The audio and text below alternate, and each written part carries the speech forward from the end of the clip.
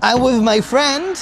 I'm Ming from the Oriental Pearl channel. This time we're going to show you Japanese symbols you need to know if you want to travel in Japan smoothly. This list is truly going to make you an expert of navigating, not getting lost, and pressing the right button when you are sitting on the toilet.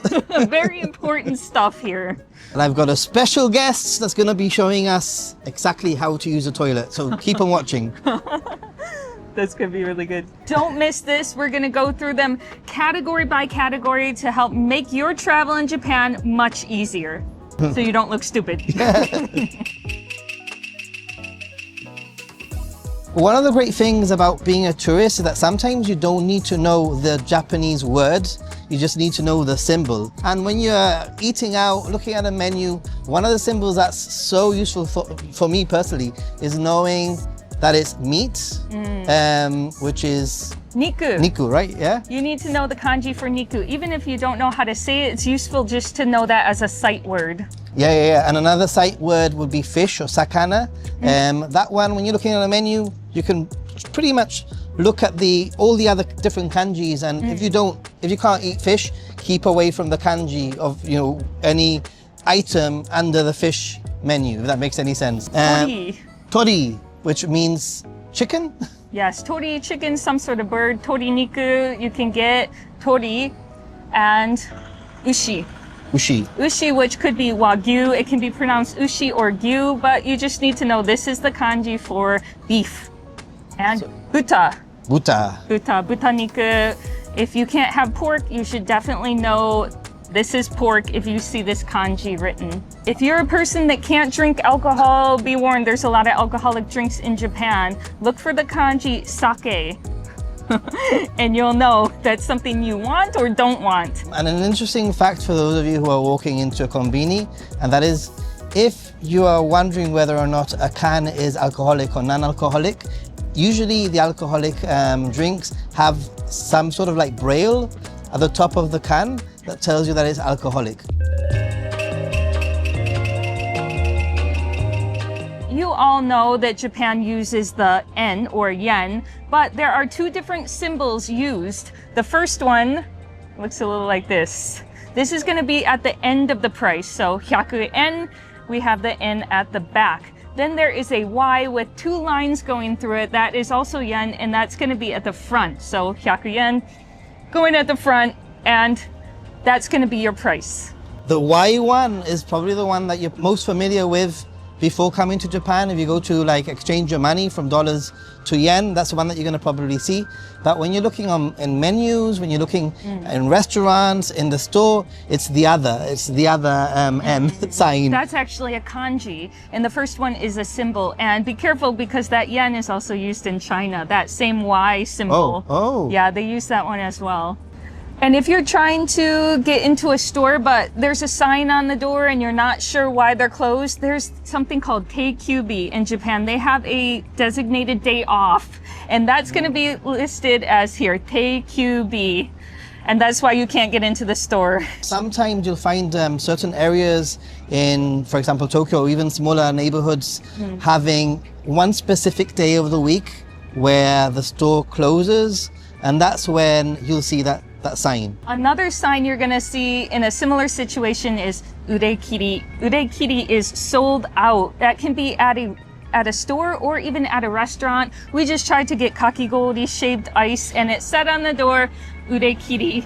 And I don't think Nathan knew what it meant. I didn't know what it was. I learned something new today. And another important one you're going to need to know while you're shopping or when you're in a restaurant is junbichu. Junbichu will be written outside the restaurant door. That means they're preparing and they're not open yet. So don't try to walk in. That's good to know. I didn't know that. A lot of bars and restaurants don't open until 5 or 6 p.m. here. So if you're looking to get a drink and it's 4 p.m., it might say junbichu. Just wait a little bit, they'll be open later. I always say that knowing some Japanese before going to Japan will not only unlock boss level travel when you arrive, but when Japanese people know that you're trying, they try even harder. You'll be surprised how a little bit of Japanese can go a long way. This is why I always try to brush up on Japanese before my trips, because knowing the basics, having some understanding of the kanji and the symbols, and trying to communicate with the locals really does level up your Japan experience. And italki is a perfect tool for this, which makes me so happy to say that this video is sponsored by italki. So, Okinawa o fukume takunai. And what does taku mean? Takunai means don't want to. Ah, takunai.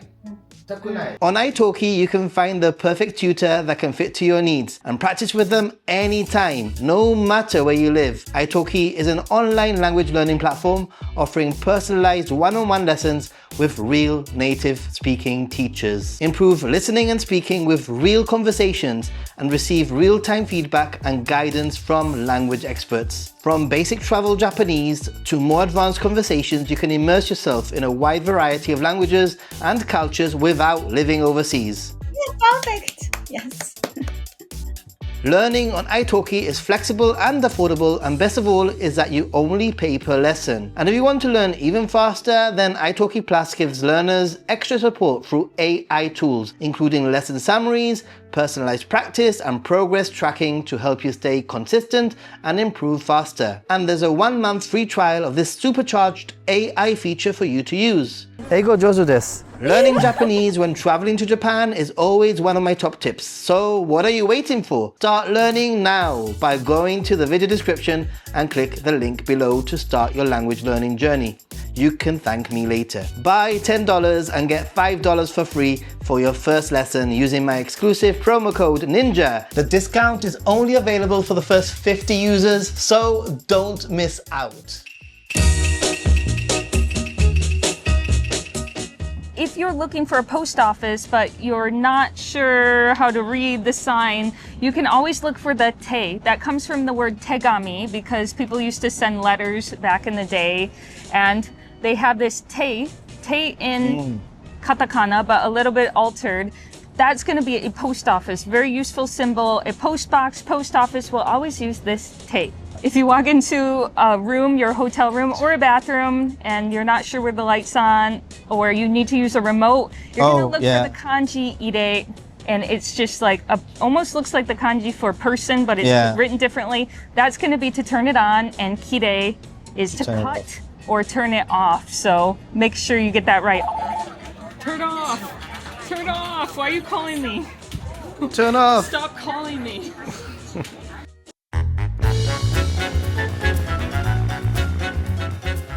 This one's a biggie because a lot of people are really intimidated when it comes to Japanese toilets. Actually, you got two types of people. I want you to tell me what type you are. Are you the type who's super excited to try a Japanese toilet, dreams about, you know, getting their butt cleaned?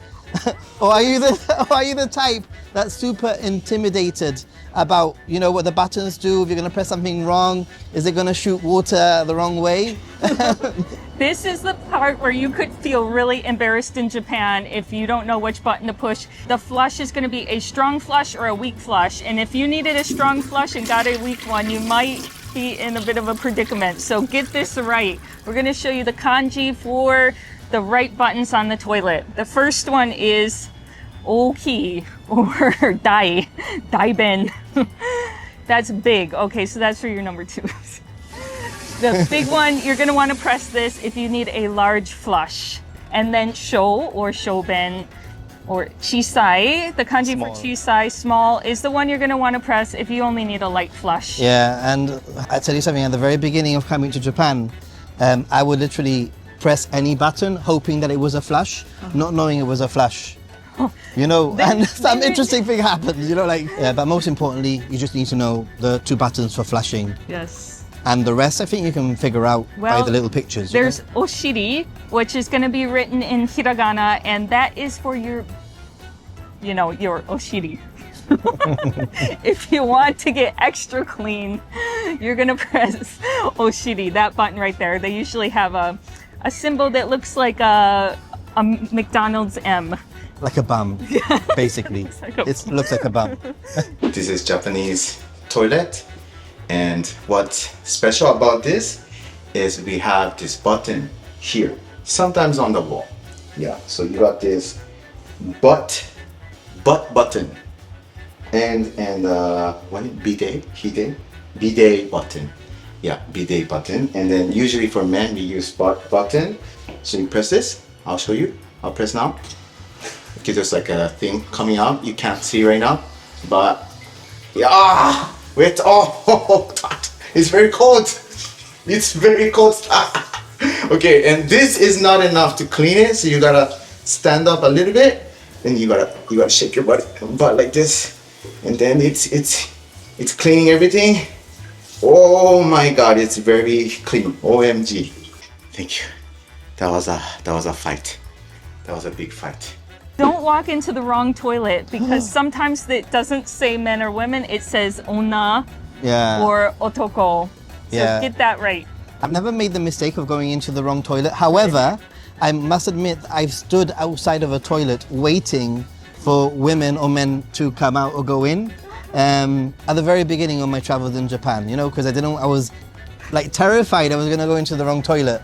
And it's not clear. If you don't know the symbol, you're gonna potentially get it wrong. You know, one of the most wonderful things about Japan is traveling on train. And to be honest, it's quite straightforward and you're not gonna be making many mistakes, but it's best if you can make no mistakes whatsoever. And there are some kanjis that are gonna help us out. First one is station, which is eki. For transportation in general, when you get onto the train, some foreigners get confused. They get on trains that are going out of service and they're not sure why. They're getting kicked off. They go into areas they're not supposed to. So we're gonna help prevent you from making that mistake. And make sure you're going the right way up the stairs, because in Japan it's very crowded around rush hour and they have separate lines for kudari, which is going down, and nobori, which is going up the stairs. And if you go up the wrong way, you're going to be out of flow with everyone else and you're going to be in people's way. In stations, and not just in stations, but in other locations around, you know, whilst you're doing your day-to-day sightseeing, you're going to come across the kanji or the symbol for entrance and exits. You don't want to go the wrong way when there's lots of people coming towards you, and some of the locations in Japan are very, very, very tight. Plus, you don't want to make a mistake and look like a fool, right? A problem with getting on the train is a lot of the trains are out of service and they're going to open the doors, but you're not allowed to get in. So that's kaiso densha. And even if you don't know how to pronounce it, just knowing it's a box with another box inside is kaiso. Oh, yeah. Don't get on that train because it's out of service. When you're trying to flag a taxi, it's quite frustrating. Why are they not stopping for me? Lifesaver. This one's a lifesaver, I swear. Some are already reserved. You want to look for kusha, and usually kusha is in red, and geisha is someone that is looking for or already reserved. And we're not talking about a geisha with white makeup. Different kanji. If you learn that, it's going to save you so much time, because the amount of times that I've been like, they're so rude, it's because I'm a foreigner, they're not stopping. And then it's like, no, it's because it's reserved, right? One of the things that comes up quite a lot is knowing the month, the day, hour, and the minute. When you go to buy a train ticket, oftentimes it's not written in English, not translated. You can kind of guess from the context, but it's best to know so you arrive on time. And apart from that, even when you're checking in at hotels, you might have to write your date of birth. And if you know the kanji for the year, the kanji for the day, etc., you'll be writing it in the right order. So that helps a lot. Even at different attractions, maybe you're going to go on a boat ride and you're in a queue and there's a sign and it says 30 with a kanji of minutes, and you can just use your common sense. Okay, so this, I don't understand what it says, but I'm guessing that this is a 30-minute queue. Japanese symbols, especially kanji, are very intimidating, and I can understand people saying, "Oh, I don't need to learn that." But if you can just recognize it and sight read it, it will help you a lot, and you don't need to go into detail and reading all the different versions of how that can be pronounced. Yeah, absolutely, yeah. So, there you have it. I think a great list of incredible symbols, kanji, hiragana, thanks to my friend here, Oriental Pearl. Yeah, no problem. I hope that this helps people. A lot of people that travel to Japan, even live here, say, I don't need the symbols, kanji, hiragana, katakana, or even the symbols we just did today. But they're missing out because it will make your life a lot easier. Yeah. Learning a few and Not only that, but you'll be able to show off to your friends who you're traveling with. That really impresses Japanese people. Yeah, if yeah. you can read some kanji or know what it says, at least. I So- hope that this helps you in your journey to Japan and you don't have any funny mishaps. We're going to save you from that experience because I know I've had them. Oh, and me too. So Ordering the wrong food by accident, going into the wrong room you weren't supposed to. It can happen. it's okay. They're not going to do it because they're going to be following this Yeah. video. I wish I had this video back then in China and Japan, so this will also help you if you want to travel in other Asian countries Oh. that use kanji. I didn't even think about that. Yes, you want to go to Good. Hong Kong, you want to go to mainland China, you want to go to Taiwan, Malaysia, this will help you. You might not know how to say it in all those languages, but the meaning is the same. Yeah, everything's gonna be chapter marked in the video, so make sure that you look at the chapters at the bottom and head to what's important for you. Make a little note because you might want to come back to this video at some point in your travels, and this may be a very useful one to do. If you know, to stuck, have, yeah. If you're stuck on the toilet and you don't know which button to push, You go can back, watch Ninja Monkey go back on the to toilet, Ninja right? Monkey.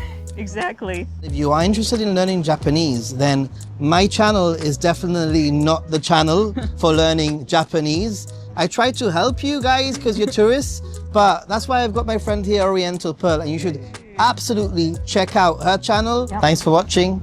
Stay positive and be a happy gaijin. Yeah, thank you. Don't get lost. Get lost. Bye. Bye-bye.